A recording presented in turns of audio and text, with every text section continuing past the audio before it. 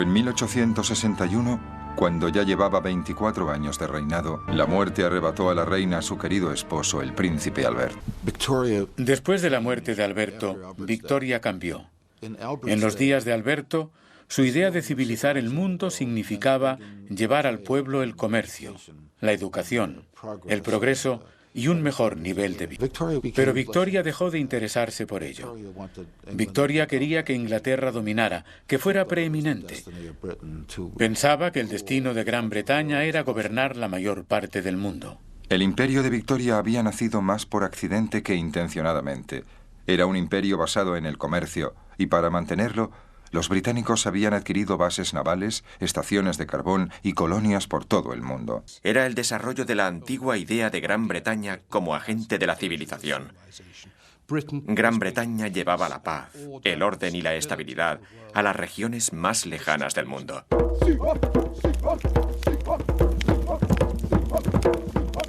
En la mente victoriana, en ninguna parte la misión civilizadora era más apremiante o más peligrosa que en África. A mediados del siglo XIX, África era conocida como el continente negro, con su vasto interior aún no explorado por el hombre blanco, para conseguir conversos para el Dios cristiano.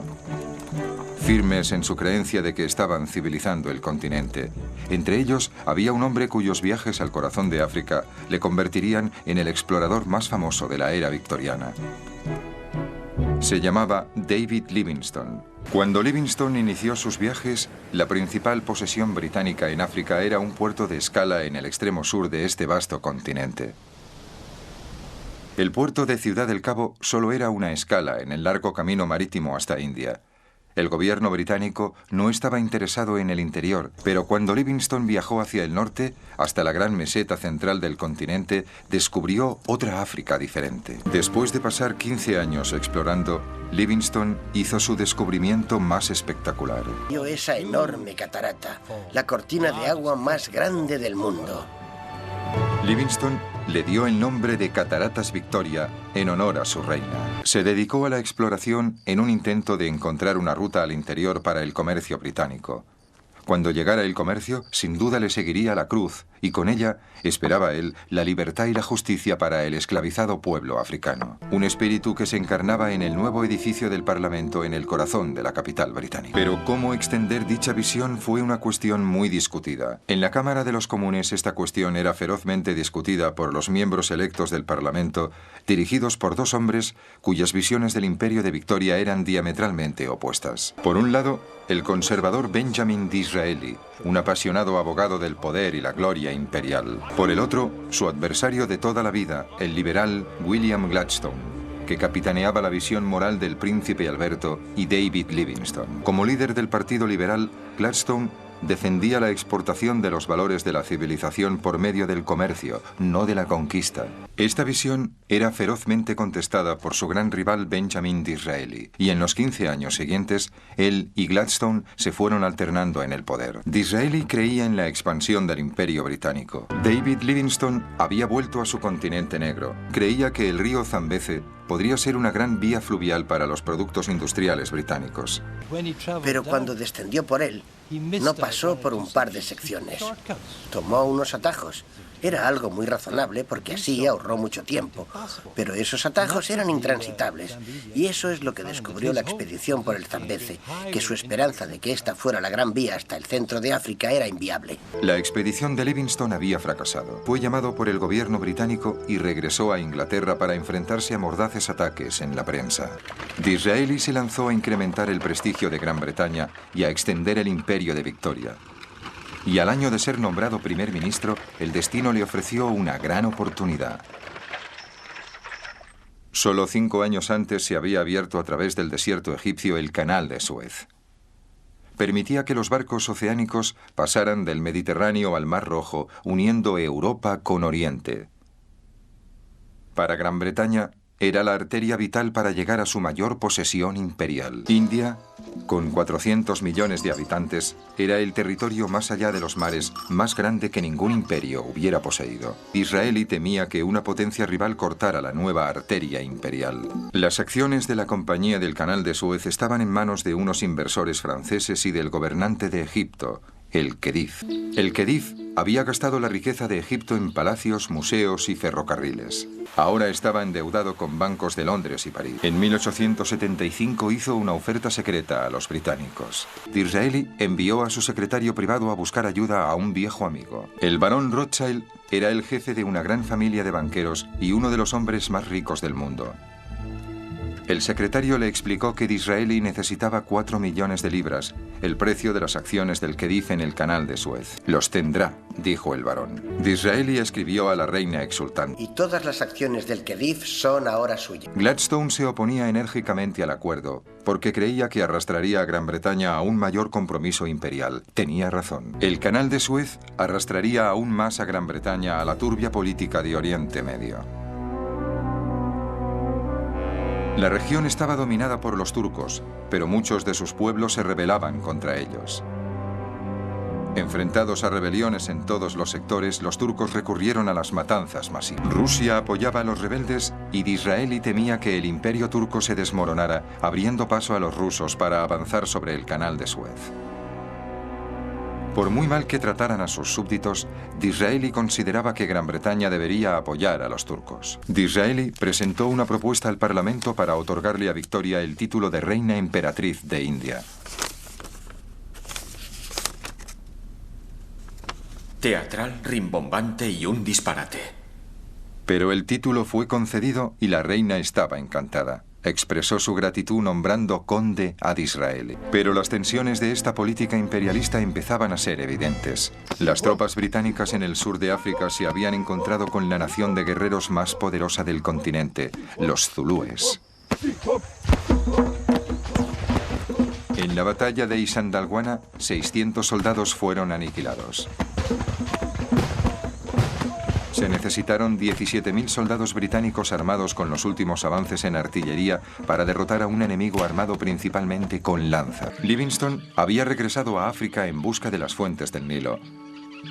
Durante 5 años desapareció sin dejar rastro e incluso su necrológica apareció en la prensa. Un periodista, Henry Morton Stanley, fue enviado a África por un periódico americano con la orden de encontrar al misionero perdido. Stanley se abrió paso entre tribus en guerra, impulsado por los rumores de gente que decía haber visto a Livingstone. Pasados 7 meses, por fin encontró el remoto puesto comercial situado en el interior. Y aquí, en noviembre de 1871, tuvo lugar el famoso encuentro. ¿El doctor Livingstone, supongo? Tanto si las inmortales palabras fueron reales o producto de la ficción, Stanley había encontrado a su hombre. La noticia recorrió el mundo, pero las aventuras africanas de Livingstone tuvieron un efecto que él nunca hubiera aprobado. La entrada en el continente negro de misioneros, comerciantes y exploradores dio inicio a una carrera para conseguir más colonias. Una carrera que sería conocida como la lucha por África. En el invierno de 1884, su imperio se enfrentó a una seria amenaza de una de las regiones más pobres y oscuras de la tierra, Sudán. Sudán no tenía carreteras ni ferrocarriles y ni siquiera había sido cartografiado. De este desierto surgió un profeta conocido por los árabes como el Mahdi, el esperado. El Mahdi inspiró a las tribus guerreras de Sudán para levantarse contra sus corruptos gobernantes. Pronto muchos ingleses temieron que la yihad o guerra santa se extendería hacia el norte, hasta Egipto, amenazando la arteria vital del imperio británico, el canal de Suez. 3/4 partes de los barcos que navegaban por el canal eran británicos y conformaban un eslabón vital con las posesiones más ricas de Victoria en India y el este. Ahora la reina apremió a su primer ministro Gladstone para emplear las tropas contra el Mahdi. William Ewart Gladstone se oponía a emplear las tropas británicas para sofocar lo que él consideraba un levantamiento popular en Sudán. Pero la prensa y el público opinaban lo mismo que la reina. Querían acción. El gobierno de Gladstone decidió ganar tiempo.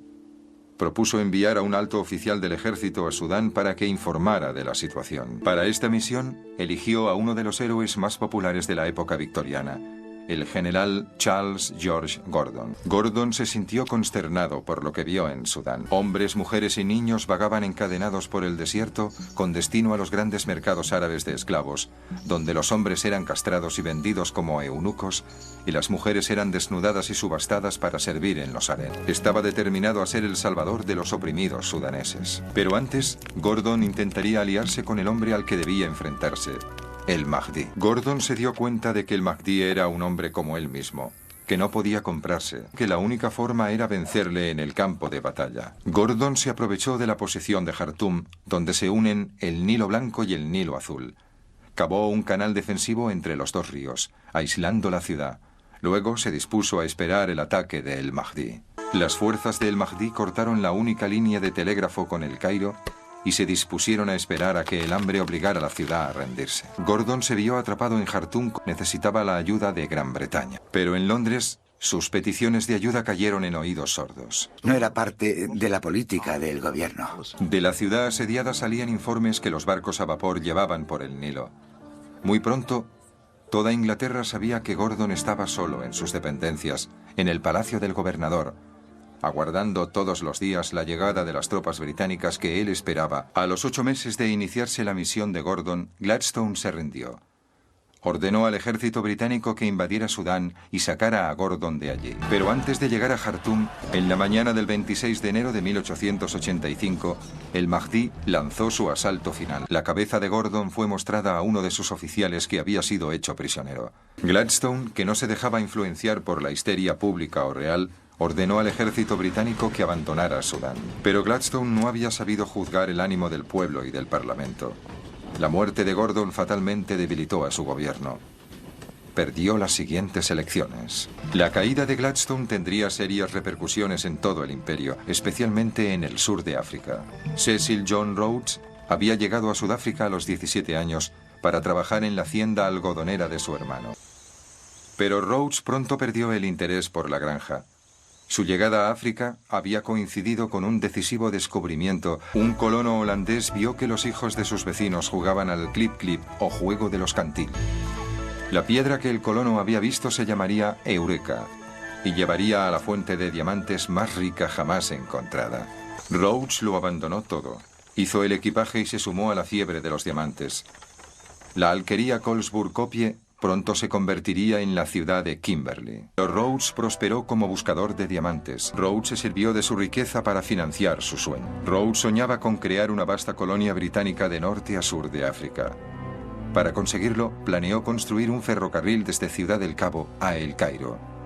Pero antes necesitaba apoyo político en Sudáfrica. Fue elegido para el Parlamento de El Cabo y entró en relación con Africana Bond, el partido de los granjeros holandeses o Boers, que estaban consolidando su propio poder, quitándoselo a los nativos africanos. En Sudáfrica se retiró el voto de todos los africanos nativos, menos de un puñado.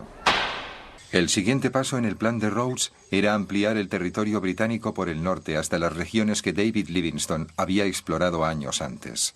Pero en su ruta se encontraba el imperio de los Matabele, el pueblo de los escudos largos, una de las naciones guerreras más formidables de África. Su rey, Lobengula, mantenía un reino de terror desde su capital en Bulawayo, pero Rhodes quería algo más que el oro. Él quería el territorio de Lobengula. John Moffat le presentó a Lobengula un documento que le otorgaba a Rhodes unos poderes extraordinarios. Firmó un documento bien entendido que solo otorgaba a la empresa de Rhodes los derechos de prospección para que sus hombres excavaran 10 agujeros en su territorio. Lo que de hecho había firmado Lobengula equivalía a la venta de su país. Ahora Rhodes era famoso. Era ampliamente admirado por su inmensa fortuna y sus hazañas. Rhodes consiguió la aprobación de la reina y la cédula real, autorizándole a explotar la concesión del rey Lobengula. Le daba derecho legal para reclutar una fuerza policial de la compañía y construir fuertes por toda la región. Los poderes de un estado independiente. En noviembre de 1893 hizo la bandera de la compañía en Bulawayo. Ahora Rhodes tenía el control absoluto sobre un vasto territorio que se llamaría Rhodesia. En 1886 se encontró oro en el Transvaal, un estado establecido por algunos de los Boers que huían del mandato británico. Rhodes temía que los Boers del Transvaal, enriquecidos por los beneficios de las minas de oro, fueran un obstáculo para sus planes. Si unían sus fuerzas con los colonos alemanes del oeste, bloquearían su ruta hacia el norte.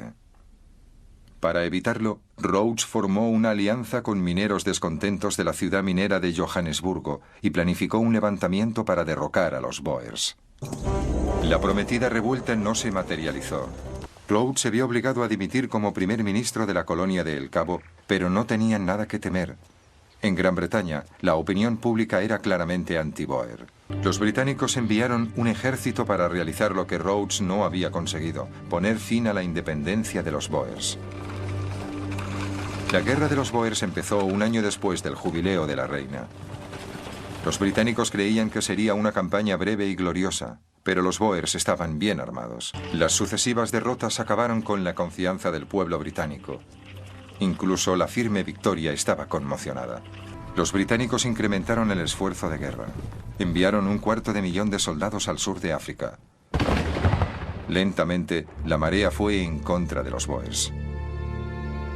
Los ejércitos Boers fueron derrotados, pero sus jóvenes comandos continuaron con una guerra de guerrillas.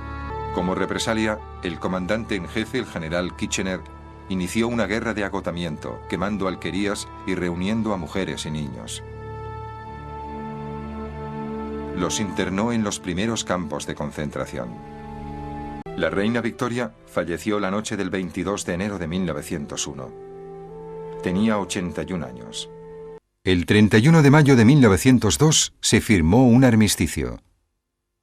Los generosos términos fueron una señal del respeto que ambos bandos sentían por su rival. Fue quizás un final muy adecuado, una actitud ante los conflictos que se estaba olvidando rápidamente en el camino cuesta abajo hacia la guerra mundial. Durante el reinado de la reina Victoria, un imperio había surgido, florecido y llegado a su cenit.